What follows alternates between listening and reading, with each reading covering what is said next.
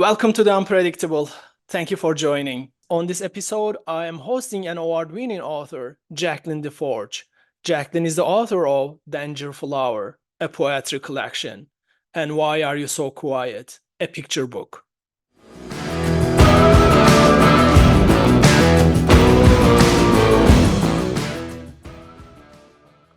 Hello, Jaclyn.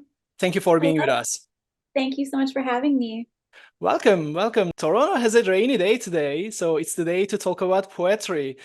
Are you one of those people who believe that rainy days are the poetry days?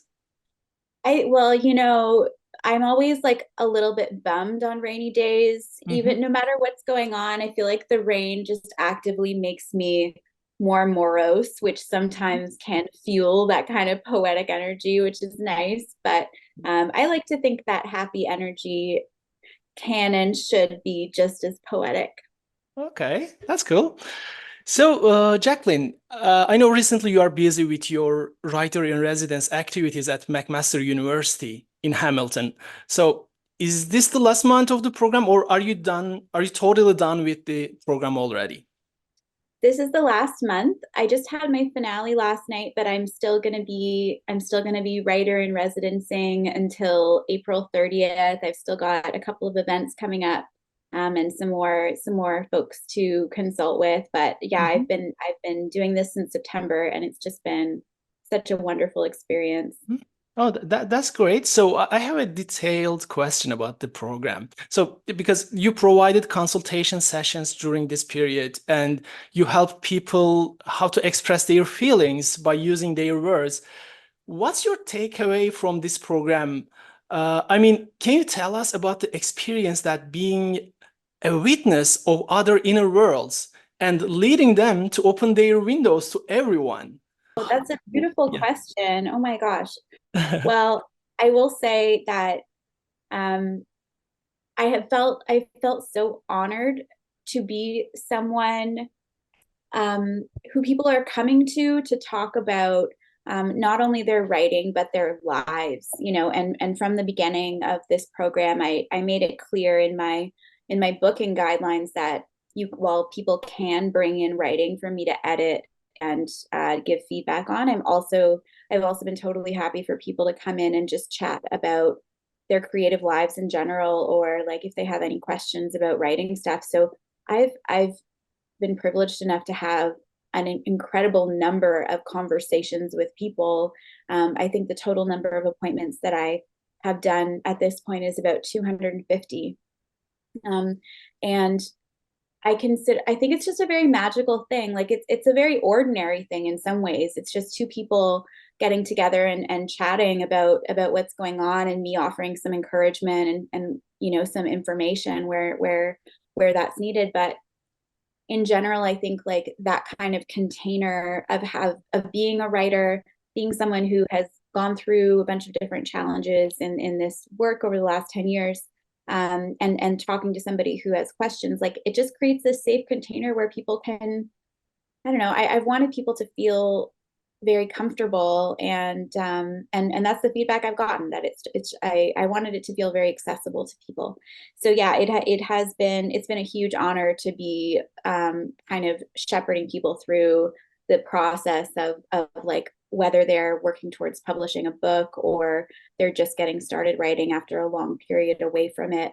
Yeah, I can't believe that this is my job. It's Wow, great. yeah, no, that's an awesome experience. I mean, especially for the people who get some help from you.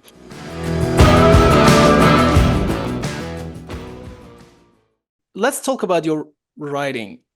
In an interview, that interview was about your picture book, Why Are You So Quiet? You are saying that so many characters in picture books are noisy, and you were noisy too, but when you were a kid, but only within your inner world. So you wanted to write about a quiet kid like yourself.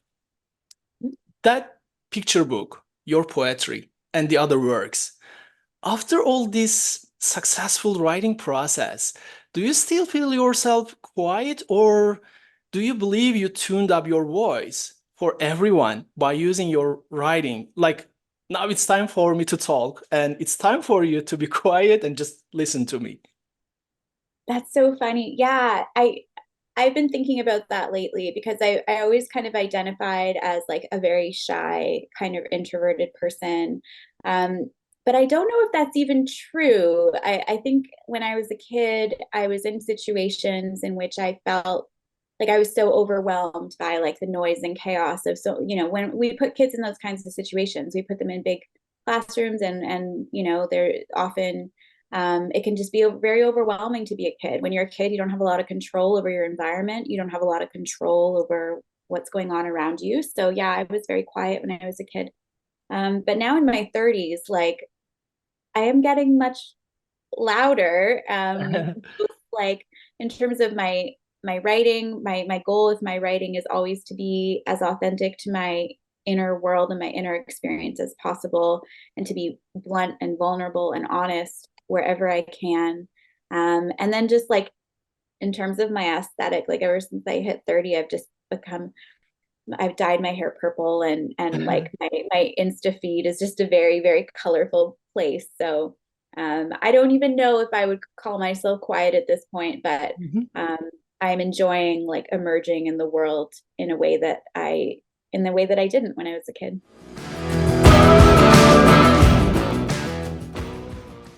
So this question, why are you so quiet? Let's make it a bit general. Why a person, especially a kid, chooses being quiet even if they have tons of stories and tons of words wandering around in their minds? Have you ever thought about it? Yeah, well, the thing about the question, why are you so quiet, is that I really never knew how to answer. I think I took the question literally, and I was like, well, I honestly don't know. I think I was quiet because I was busy thinking, and I was busy observing. And what I really loved when I was a kid was to just sort of like sit back and watch everybody else and see what was going on. And I think that in some ways is the skill of a writer. You need to be able to kind of sit back and observe in order to learn about the world, and that's what I wanted to do. And so I think when people ask the question, why are you so quiet, what they're really saying at this point, my understanding is that what they're really saying is like, oh, like, why aren't you like engaging with me in some way, or like I want to be talking to you and you're not talking, and like what's up with that, like can we connect in some way? But it's a weird, it's kind of a strange, it always made me feel put on the spot and a little bit judged, because I didn't know what to say. I didn't know. But I don't think that I don't think that you can be a writer and have all of those, in some ways, like the quietness is what facilitates the later expression, Yeah. right? You need that time to be quiet and observant in order to get the wheels turning in your head and have your imagination go. It's hard to imagine when you're talking away, I guess.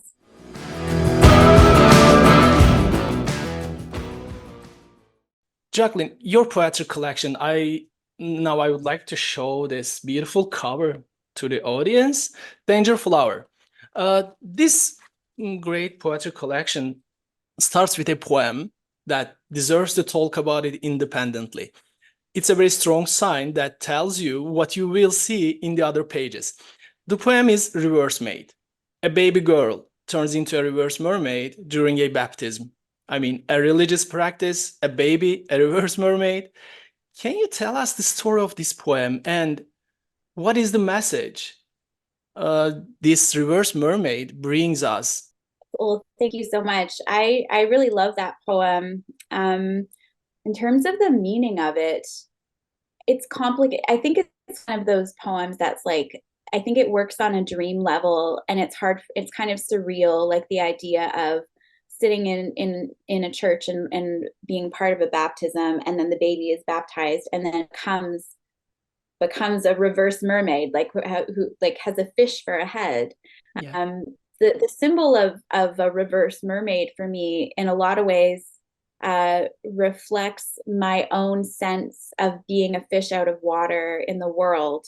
I like being a neurodivergent person, being like having ADHD and being autistic, I often feel like I'm different from everyone else. And so that symbol of like being like a person, but also like a fish in just wandering around is very much like a symbol for my experience in the world. And also I just think they're really cool reverse mermaids. I have a reverse mermaid tattoo on my calf.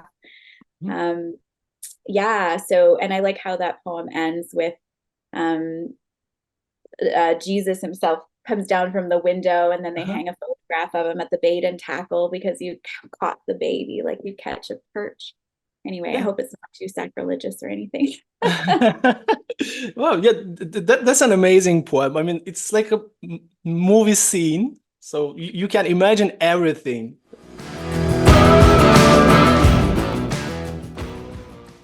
The nature has a special spot in your poetry.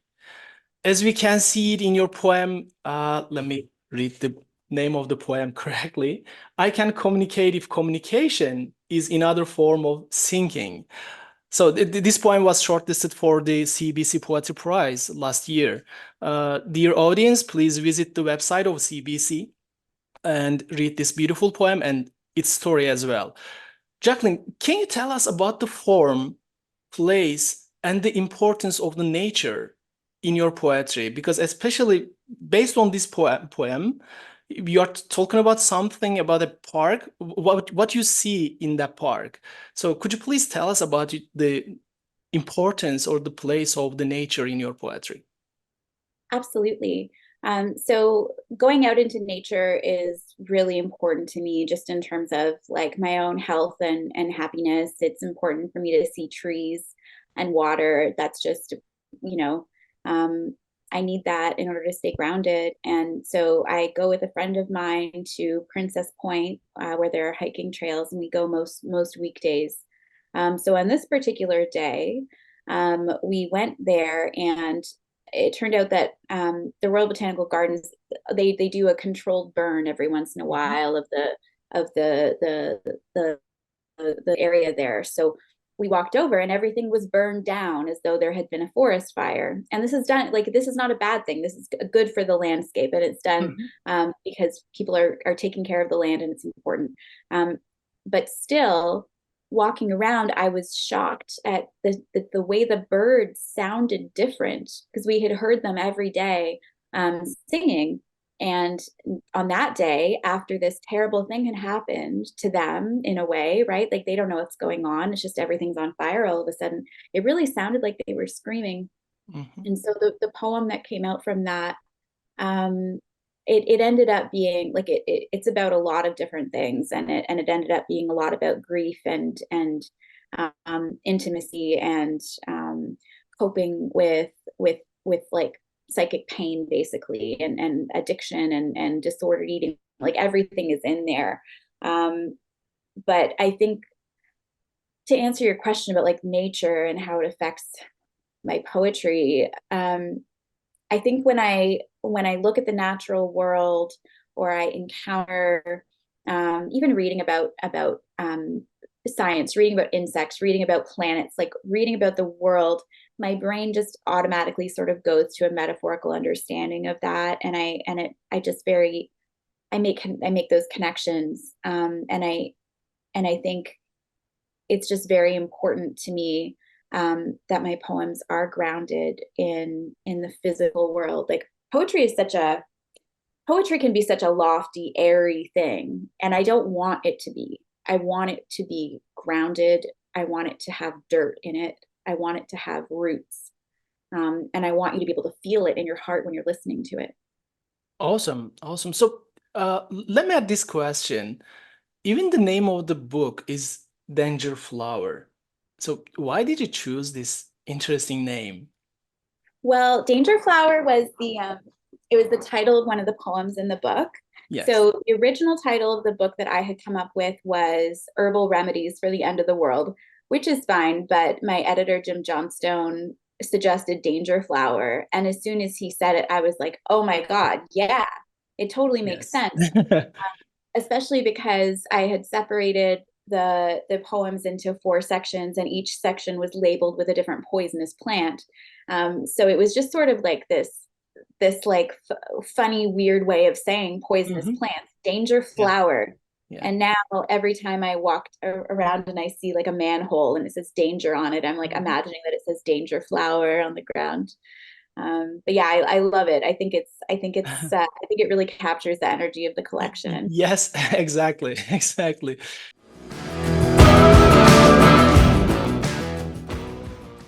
Jaclyn, now I would like to ask a specific question. I mean, in your book, there's this poem, Trauma and Panorama. I want to read 4 lines of it, if you don't mind, and then I will ask my question about it. It's, I guess, 64th page. Let me find it. Yes, here it is. We don't want you to come out. Some doors shouldn't be opened.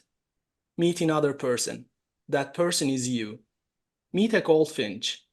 It's all projection. So these lines are very touching. I believe there is a strong story behind these lines and the entire poem. What made you decide to place a goldfinch here? I mean, specifically. I have no idea.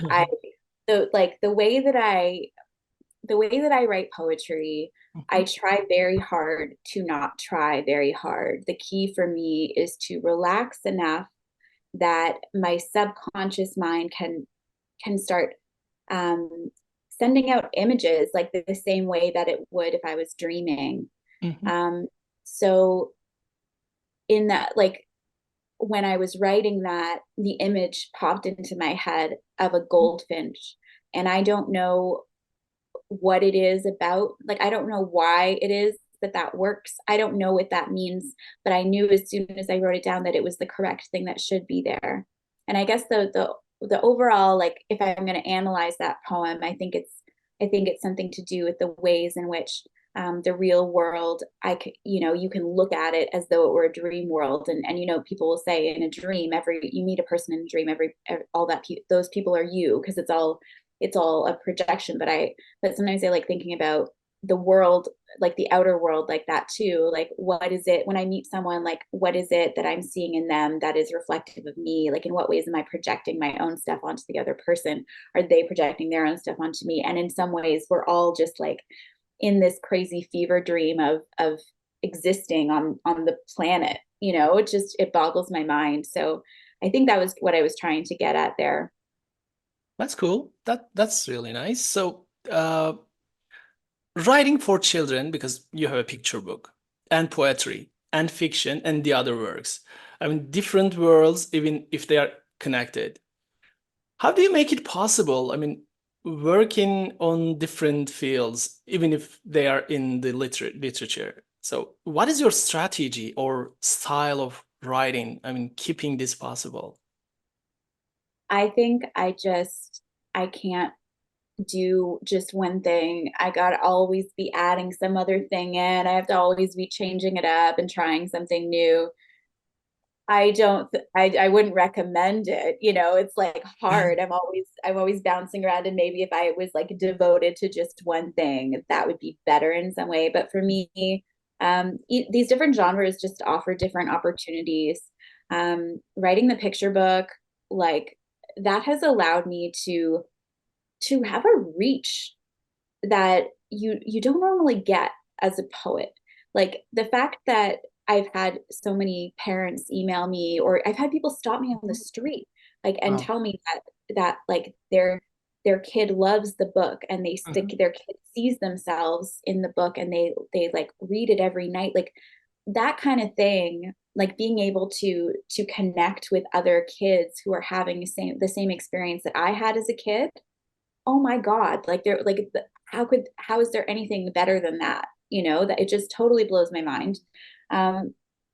So that's wonderful. Poetry, like, I always refer to myself as a poet, even though I write in many different genres, because I think that is the basis of all of my literary skills. I started in poetry The musicality of language is incredibly important to me. So poetry, I think, is where my heart is, and poetry is the way that I most easily express myself. Fiction, I just finished a collection of short fiction, and um, that that experience was challenging because I didn't know how to write fiction. I started writing that collection at the beginning of my MFA program, and I had to learn a lot in order to learn, how to structure a story and how to make things happen in a way that's like entertaining and also meaningful. But I think of a short story as a poem, essentially. Like, I think a short story is closer, at least in my work, to a poem than it is to a novel. And I think similarly to the picture books, like Mhm. fiction allows me to write. I can essentially do what I can do in a poem in a short story. More people read fiction than read poetry, so that's another way to to connect with people, because I think ultimately that's what I want in my writing. If no one was ever going to read my writing, I don't know if I would do it, because I already know what's going on in my head, right? I want Yeah, to I want to write because I want to communicate with other people, yeah. and so I'm happy to write in any genre, if it allows me to connect with others. I went to journalism school. I've written Wow. articles on coconut oil. I've done it all. I'm gonna probably be moving around in different genres my whole life. That's just how my brain works. So yeah, I'm Perfect. glad that there's so many different ways that I can express Mhm. myself in this field.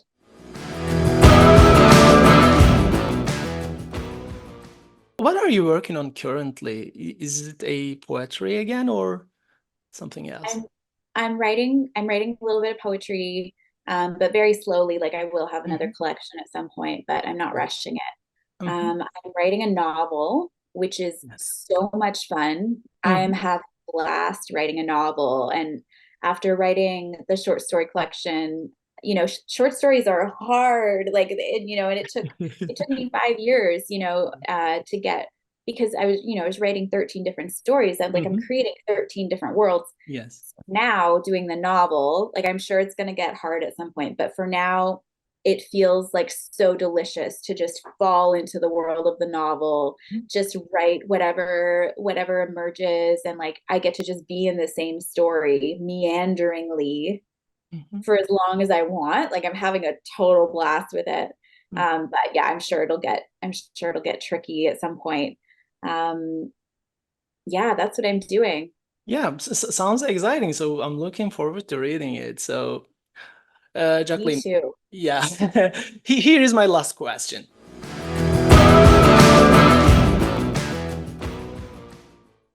What is the unpredictable thing in your life you would never forget about it, and how did you deal with it? Yeah, well, like I sort of mentioned it earlier, which was like the fact that I have ADHD and I'm autistic. Mhm. I didn't learn that until my early 30s. So it wasn't until, and this is a very common experience, for women of my generation, but it wasn't until, my own kid started having challenges in school, and we started doing a psychoeducational assessment and all those things, and we got diagnosed at the same time. So that was kind of the unexpected thing, but it turned out to be just the most wonderful thing, Yeah, because I was able to look back at my life and all of the challenges I've had, and all the times that I felt out of place, or I felt like there's something wrong with me, or there's something different about me, and mhm, why don't things make me happy that make other people happy? Why yeah, do things make me happy that don't make other people happy? You know, and I think I judged myself for the first 30-ish years of my life, um, thinking that there was something wrong with me. And funnily enough, like, it was getting those diagnoses that made me realize there's absolutely nothing wrong with me. I remember, when a therapist saying, "You are a completely normal autistic person," and mhm, and you being like completely normal, yes, just a different kind of normal, was just like mind blowing. And I think that's made all the difference in my life, because now I get to really fully be myself, and I don't have to try to be anybody else anymore. Not that I ever did have to, but it felt like it, and I really wanted to be I wanted to be good. I wanted to fit in. I wanted to do the right things. And now I just want to be myself. Perfect. So this is a very impressive story, Jaclyn. That's great. So, Jaclyn, thank you very much for this beautiful conversation. Thank you for being with us. Thank you so much for having me. This has been so much fun. Yeah, my pleasure. Dear audience, now it's time to say goodbye. Thank you for being with us, and please don't forget to like and share this episode.